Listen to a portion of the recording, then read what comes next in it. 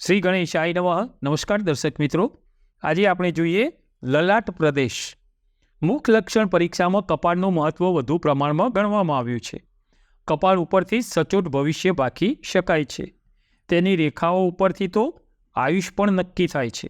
આયુષની ગણતરી પણ એ રેખાઓ ઉપરથી થઈ શકે છે અને તેના ઉપરથી બુદ્ધિનું માપ પણ નીકળે છે. આમ કપાળ ત્રિવિધ રીતે કાર્ય કરે છે. તો સૌ પહેલાં જોઈએ આપણે ગોળાકાર કપાળ. કપાળ અવલોકન કરતાં પહેલાં તેની પહોળાઈ, તેનું કદ વગેરે પણ જોવું આવશ્યક છે. જેનું કપાળ સાધારણ રીતે ગોળાકાર ગુમ્મજ જેવું હોય તો તેનામાં વિચાર શક્તિ, તુલના શક્તિ, ચારિત્ર્યની ન્યૂનતા એ સારી વસ્તુ હોય છે. આ બધું એનામાં હોય છે. આવા કપાળ ધરાવનારની આંખો ઊંડી, વિશાળ ભવા નીચે છુપાયેલી હોય છે. તો એ આવું ધરાવનાર વ્યક્તિ માયાળુ હોય છે. આવા વ્યક્તિ ભલા સ્વભાવવાળા હોય છે. સીધું કપાળ. જો કપાળ સીધું હોય, એમાં વળાંક ન હોય, તો આવા વ્યક્તિઓ ઉત્તમ પ્રકારની શક્તિઓ પામે છે. ખાસ કરીને આવા લોકો એન્જિનિયર, મિકેનિકલ આવા કામમાં નિષ્ણાત બને છે. ઊંચું અને સાંકડું કપાળ ધરાવતા હોય તો એ ઉત્સાહ અને દઢ મનોવૃત્તિવાળા હોય છે. અંદરની તરફ વળાંક ધરાવતું કપાળ હોય તો એ થોડું બુદ્ધિમાં થોડું નિમ્ન કીધું છે.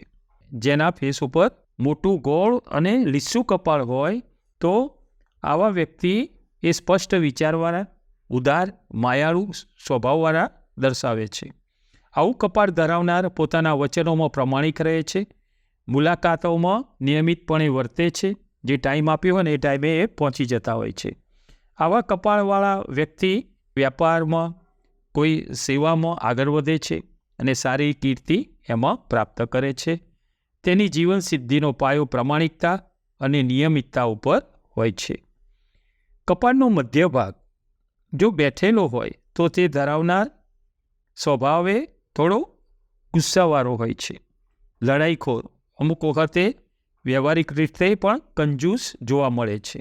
આવા માણસો પોતાની એ વડીલાઈને ચીવટતાથી વળગી રહે છે કે હું મોટો, હું કોઈને ના પૂછું, મને બધા પૂછતા હો. આવું સ્વભાવ એમનામાં હોય છે. પોતાના વડવાઓની યશ ગાથાઓ આ લોકો ગાતા હોય છે. આ લોકો સાહિત્યના શોખીન, વર્તમાનપત્રો, કાવ્યો, વાર્તાઓ આ બધામાં એમનો રસ વધારે હોય છે અને બીજાની વાતોમાં પડવું પણ એમને વધારે ગમે છે. કપાળની મધ્યમાં ખાડો કે પોલાણ હોય તો તે ધરાવનાર એ વિદ્વાન હોય છે. મધ્યમાં જો આમ અંદર ડીપ હોય તો એ વિદ્વાન હોય છે. આવી નિશાની કોઈ પણ વ્યક્તિને હોય તો એ શુભ મનાય છે.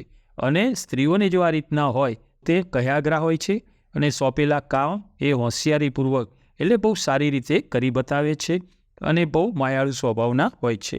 આવું કપાળ ધરાવનારા વાર્તાલાપમાં ચતુર હોય છે અને મજબૂત નિર્ણય શક્તિવાળા પણ હોય છે. હવે જોઈએ આગળ કે સોંકળું કપાળ. જેનું કપાળ સોંકળું હોય એ બુદ્ધિનો થોડો અભાવ હોય છે.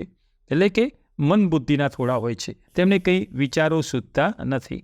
કોઈ પણ વ્યક્તિના માર્ગદર્શન પ્રમાણે ચાલે પણ અંદરથી સ્ફૂર્ણા એમને થતી નથી. એ રીતે બુદ્ધિનો વિકાસ એમનો ઓછો જણાય છે. આમ છતાં પણ લોકો પારકાના કાર્યમાં, કોઈ મદદગાર, પરોપકારમાં આ લોકો જલ્દી જતા હોય છે. એની સાથે સાથે લોકોના કામમાં એ નિંદા પણ કરતા હોય છે. કપાળ ઊંચું અને સાંકડું હોય તો તે સારી નિશાની ગણાય છે.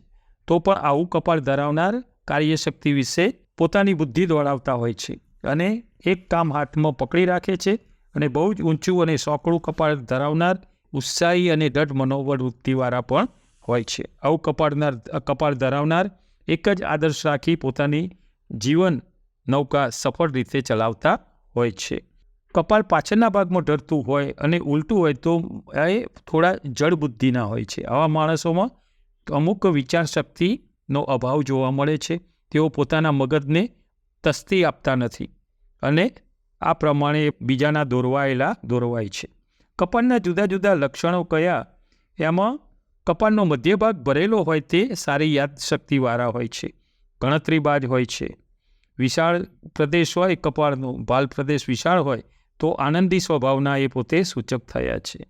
ગોળાકાર કપાળવાળા સંગીત અને કલાનો શોખ રાખનારા હોય છે. કપાળના ઉપરના ભાગમાં વિચાર કરવાની શક્તિ રહેલી છે, જ્યારે નીચેના ભાગમાં બારીક રીતે તપાસ કરીને જોવાની શક્તિ આમાં છુપાયેલી હોય છે.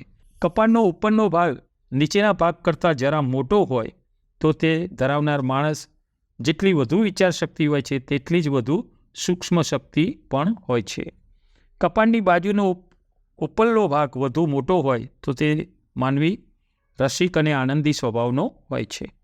કપાળનો ભાગ વધુ ઊંચો અને પાછળની બાજુએથી વિસ્તરેલો હોય તો એ ધરાવનાર કલ્પના શક્તિવાળા કવિતા લખનારા કવિ બને છે, શક્તિવાળા, શિલ્પ શક્તિવાળા અને દરેક કાર્યમાં પ્રવીણ બને છે.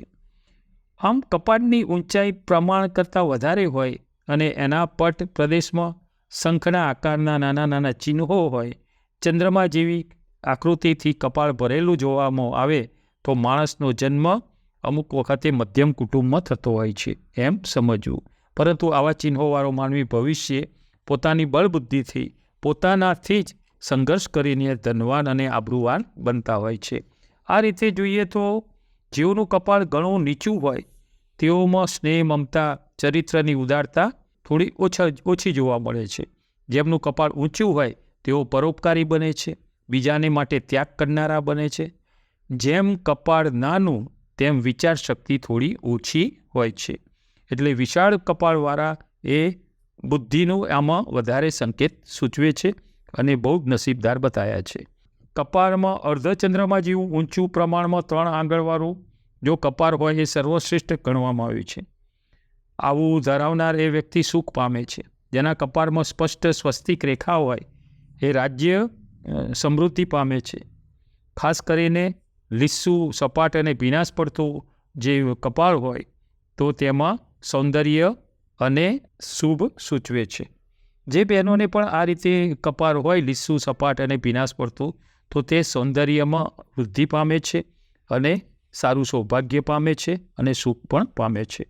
કપાળમાં સામૂહિક ચિહ્નો એવા જોવા મળે છે કે જેના કપાળમાં અમુક રેખાઓ સ્પષ્ટ ના હોય, છિન્ન ભિન્ન રેખાઓ હોય તો અમુક વખતે એના હાથે પાપ કર્મો પણ થતા હોય છે.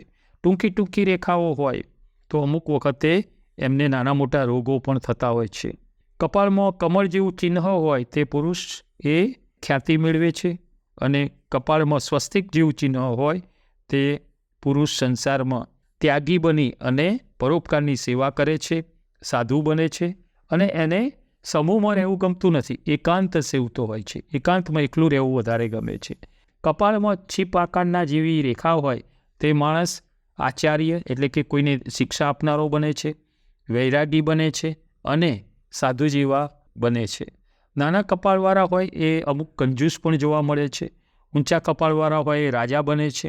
લલાટ પર વાળ ઉગ્યા હોય એ શુભ માનવામાં આવતા નથી. કપાળ ઉપર જો રૂંવાટી હોય બહુ અને વાળ ઉગેલા હોય, નાની જ હોય એ વસ્તુ જુદી છે, પણ આમ મોટા સ્વરૂપે વાળ દેખાતા હોય તો આવા લોકો કુળનો નાશ કરનારા પણ જોવા મળેલા છે. જેનું લલાટ કે કપાળ શીતળ રહેતું હોય તે હંમેશા તકલીફવાળા અને સંઘર્ષ કરતા હોય છે. તો આપણે આ જોયું કે કપાળના વિશે કે કેવું કપાળ હોવાથી એ વ્યક્તિ કેવો, એમાં એનો અંદરનો ગુણ કેવો હોય છે તેના વિશેની આપણે સંપૂર્ણ માહિતી જોઈ. નમો નારાયણ.